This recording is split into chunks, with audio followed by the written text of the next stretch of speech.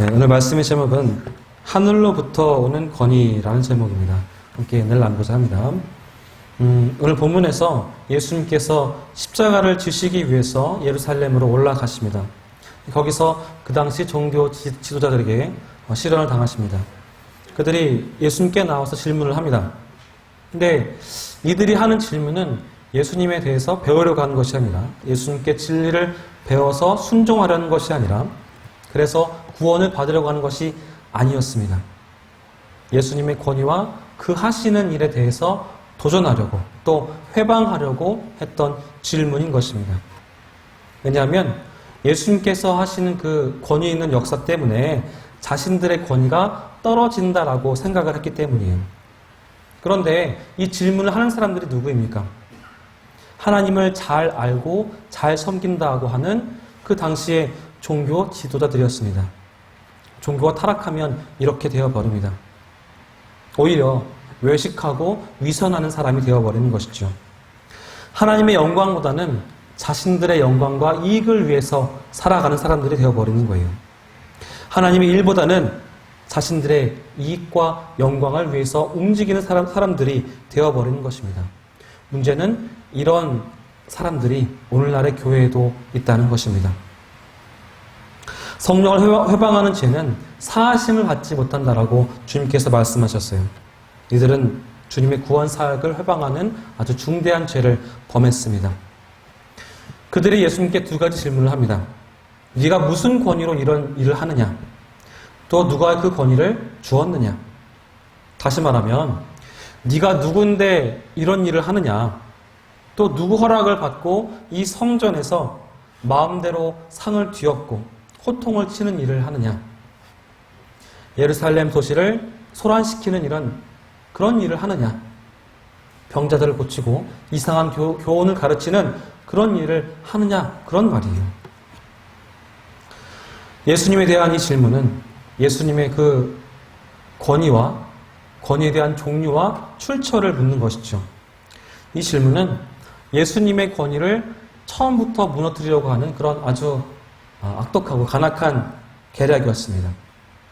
만약에 이 질문에 예수님께서 답변을 우물쭈물 하시거나 망설이시면 예수님께서 하시는 이 모든 사역이 사람에게서부터 나오는 권위라는 것을 인정하게 되는 것이기 때문에 그래서 지금까지 예수님을 따라왔던 사람들, 예수님을 바라보고 따라왔던 사람들이 실망을 하게 되는 것이고 또 예수님의 권위도 땅에 떨어지게 되는 것이었습니다.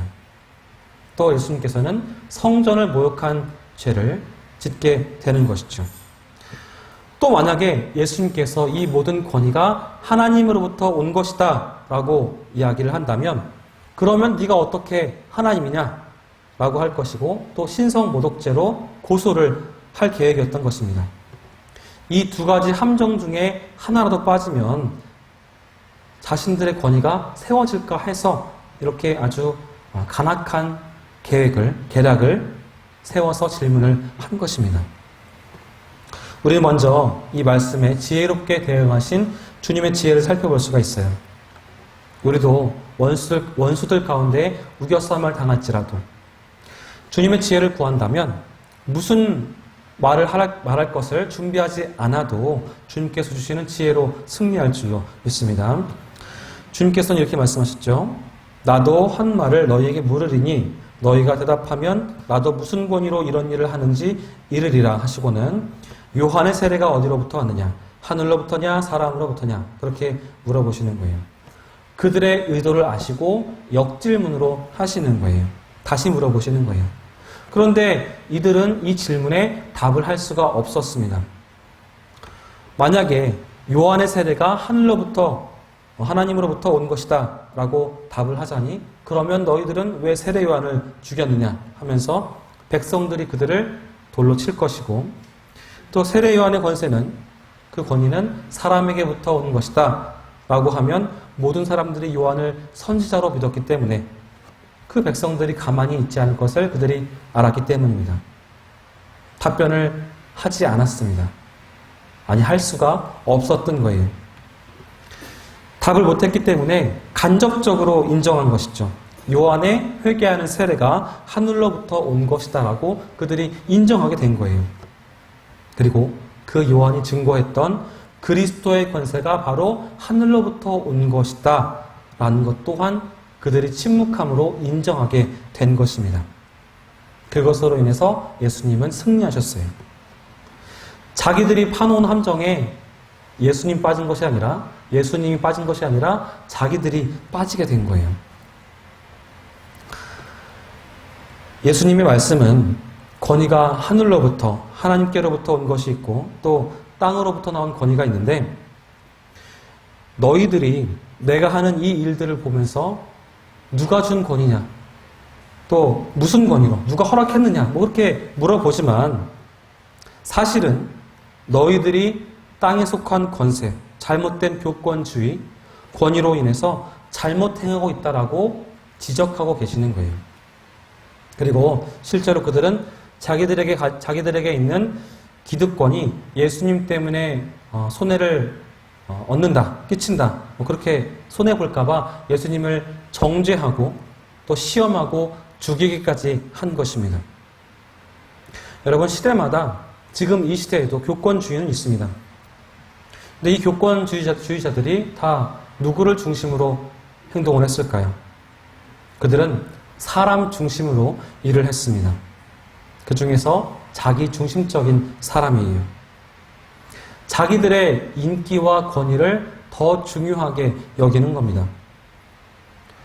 뻔히 알 수 있는 예수님에 대해서 부정하고 예수님의 권위에 대해서 도전하고 회방하는 그런 악한 일을 하고 결국에는 멸망했습니다. 그들에게는 진실이 없었어요. 만약에 그들이 주장하는 바가 옳았다면 죽음을 각오하고서라도 그 자신들의 주장을 관철해야겠죠. 근데 그렇게 하지 않았습니다. 그들은 대세를 따는 사람들이었고 인본주의자들이었습니다.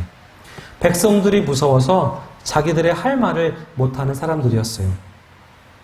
그리고 그들은 하나님을 두려워하지 않았습니다. 사람을 두려워했어요.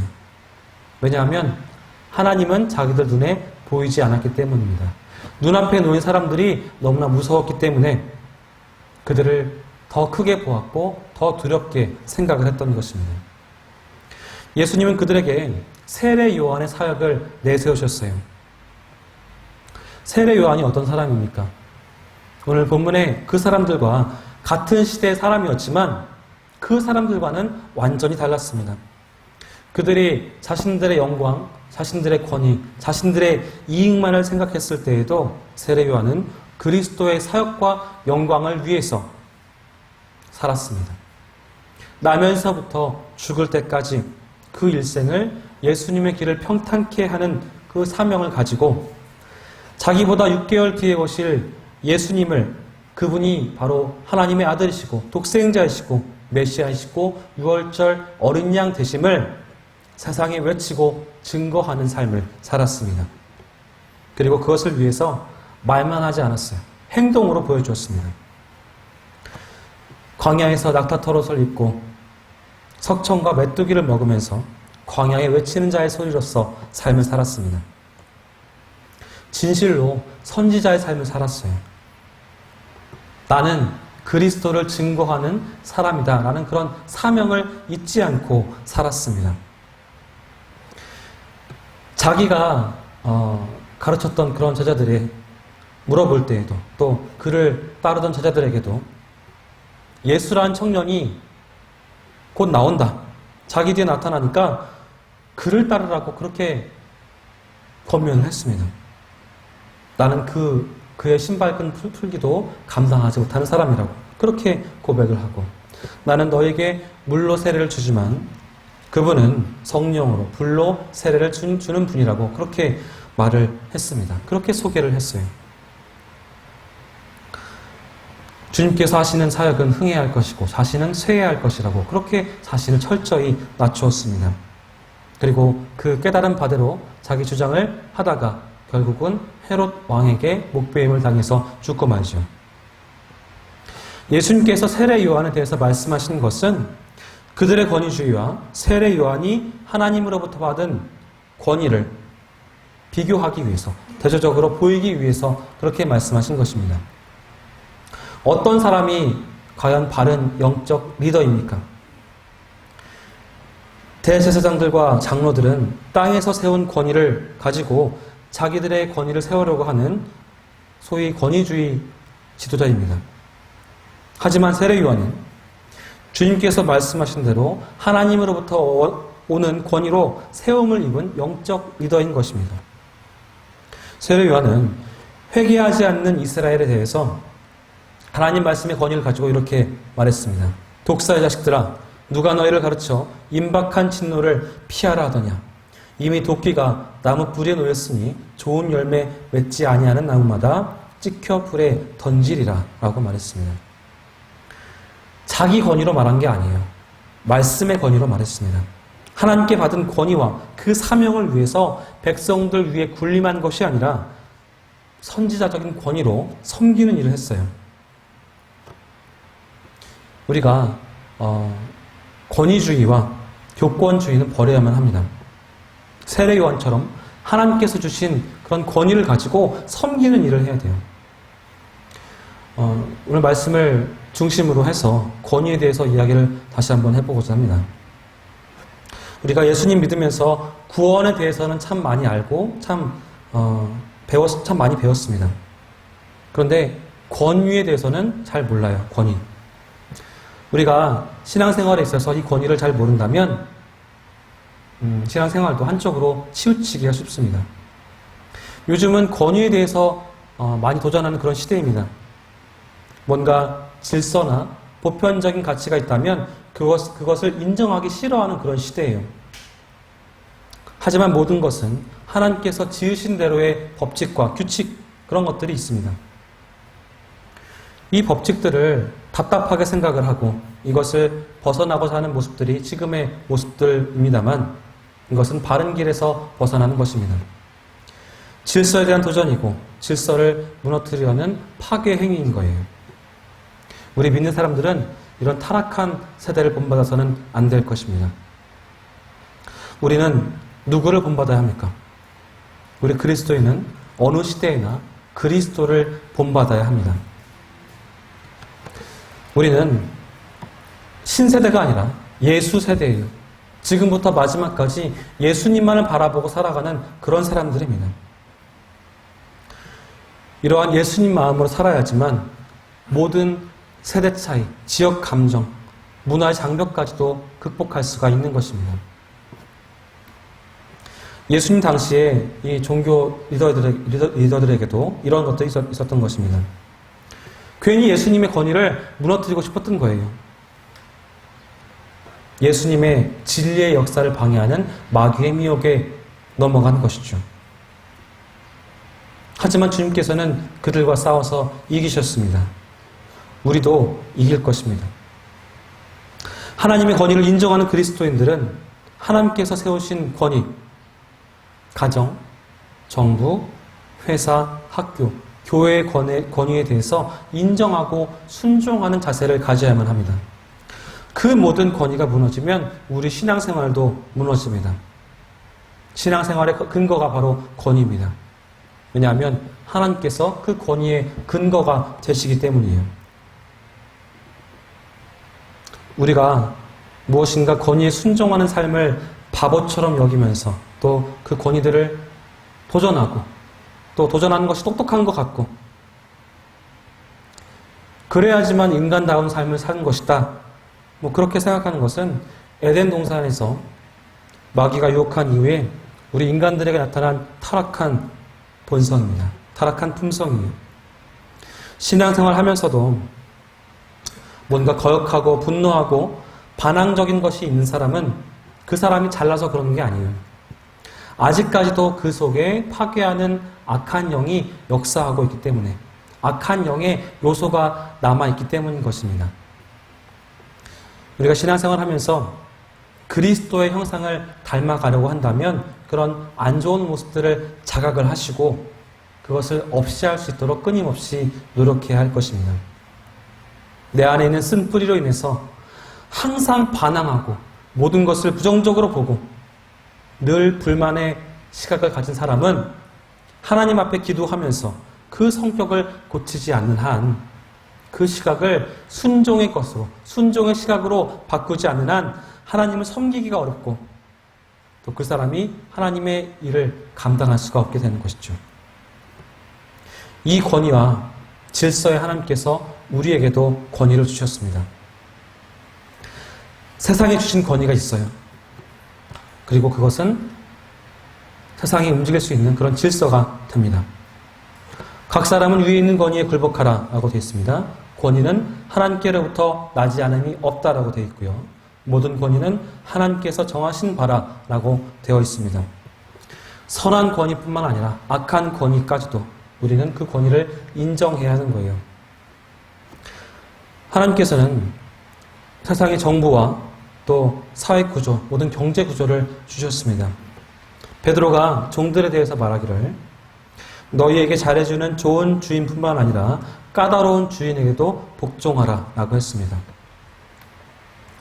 이 권위에 대해서 도전하고 부정하는 일이 있으면 큰 혼란이 일어나기 때문에 잘못하는 권위라고 할지라도 너희가 그 권위로 인해서 핍박을 받을지라도 그래서 그 권위에 대해서 그 권위 때문에 순교당할지라도 그 권위 자체를 부정하는 일을 하지 말라는 것이죠.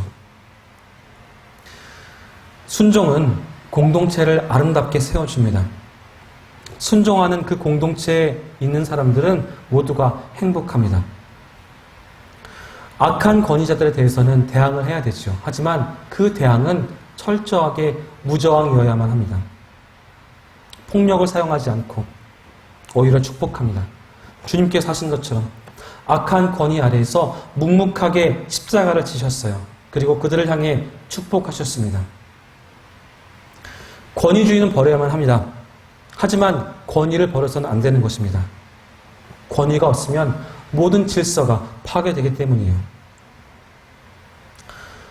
우리는 하나님이 주시는 권위로 다스리는 나라, 가정, 사회가 되어야 할 줄로 믿습니다. 그것을 위해서 우리가 열심으로 기도를 해야 하는 겁니다.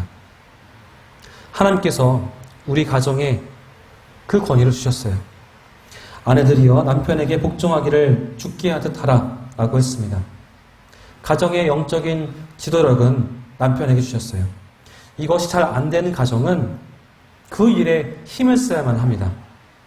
아내의 신앙이 먼저 되었고 또 아내가 더 열심을 내고 더 믿음이 좋다고 할지라도 우리 가정의 목표가 내 남편이 또 우리 아버지가 우리 가정의 믿음의 대표가 될 수 있도록 그렇게 힘을 써야만 하는 것입니다. 그렇다고 해서 아내가 신앙이 있어서 한 걸음 뒤로 물러나라, 뒤로 퇴보해라 그런 말씀이 아닙니다. 그렇게 해서 남편을 앞세우라는 것이 아니에요. 남편의 믿음을 북돋아주고 남편의 영적인 권위를 세워주어야만 하는 것입니다. 물론 남편들도 아버지들도 이것을 위해서 힘을 써야만 합니다. 내가 먼저, 누구보다 먼저 하나님의 뜻을 바로 깨닫고 바로 행해서 모범이 되고 그리스도를 머리로 한 우리 가정의 머리가 되기를 힘써야 하는 것입니다. 이 가정에 마귀가 주는 세속적인 권위가 들어와서는 안 될 것입니다. 하나님의 권위, 하나님의 말씀의 권위로서 영적인 권위, 그것을 세워야지 가정을 남편이 또 아버지가 호주가 되어서 다스릴 때에 우리 가정의 천국이 이루어지는 것입니다. 하나님께서 이 권위를 학교에 또 직장에도 주셨습니다. 그렇기 때문에 우리 학생들은 가정에서 부모에게 순종하는 것처럼 학교에서도 선생님들에게 순종해야만 합니다. 물론 잘 못하는 그런 선생님들도 있을 수 있어요. 하지만 어떻게 해서든지 우리 학생들은 학교에서 순종을 먼저 배워야만 합니다. 질서를 무너뜨리면 우리 삶이 무너집니다. 요즘에 선생님들 존경하나요, 아이들이? 존경하지 않습니다. 다 무시합니다. 학교 수업 시간에 엎드려서 자고요. 선생님이 뭐라고 하면 막 뭐라 그래요. 안 좋은 말로 뭐라 그럽니다. 뒤에서만 뭐라 그래요. 꼰대라 그러면서 싫어하고 미워합니다. 왜 그런 거예요? 질서가 무너졌기 때문에, 권위를 인정하지 않기 때문에 그렇게 된 것입니다. 선생님들만 무시하나요? 어른들도 무시하죠? 옛날에는 어른들이 지나가다 뭐라 그러면 아유 죄송합니다 잘못했습니다 그러잖아요. 요즘엔 달라집니다. 무섭습니다. 말을 못해요. 그런 세상이 되었습니다. 질서가, 권위가 무너졌기 때문입니다. 직장에서도 그렇습니다. 그 상사에 대해서 죽게 하듯 하라고 성경은 말합니다. 그렇게 할 때에 우리의 삶이 지켜지는 것입니다. 그렇다면 불의에 대해서는 어떻게 해야 하겠습니까? 순결해야 돼요. 자기가 손해를 봐야만 합니다. 반항이 아니라 잘못되었기 때문에 뒤엎는 것이 아니라 내게 책임이 있는 것으로 생각을 하고 하나님께 기도를 해야만 하는 것이죠. 진실을 말하다가 진리를 행하다가 손해도 보고 어려움도 당하고 미움도 당해보고 그러다가 쫓겨나기도 하고 순교당하기도 하는 것입니다. 그 권위에 대해서 그 권위를 무너뜨리는 것은 죄악입니다. 소리 지르는 능력보다 힘으로 쓰러뜨리는 능력보다 무릎 꿇고 기도할 때에 하나님께서 역사하시고 그 문제를 바꿔주실 줄로 믿습니다. 미워하고 투쟁하는 것으로 이기는 것이 아니라 사랑하고 용서하는 것으로 하나가 되는 것으로 승리하게 되는 것이 우리에게 주시는 사명인 것입니다. 또한 영적인 리더의 권위는 어떤 권위보다 더 귀한 것입니다. 높아서 귀한 것이 아니에요. 책임 때문에 귀한 것입니다. 목사가 왕이 되려고 하는 것은 잘못한 것입니다. 이 영적 리더인 사람이 권위주의를 버려야만 합니다. 세속적인 권세를 쓰는 것을 교회에서 막아야 하는 것이죠. 세상적으로 잘났고 돈 많고 권세 있고 영향력이 있는 사람이 교회에서도 득세하면 어떻게 되는 거예요? 그 교회는 교회가 아닙니다. 절대 아니에요.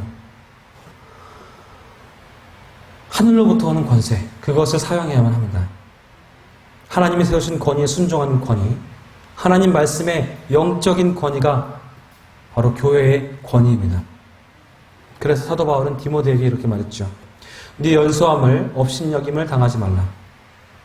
그 사람이 나이가 들고 또 어리고 잘났고 못났고 도덕적으로 결함이 있고 없고 문제가 아니라 그 권위를 하나님께서 주셨다는 데 그 권위가 있는 것입니다.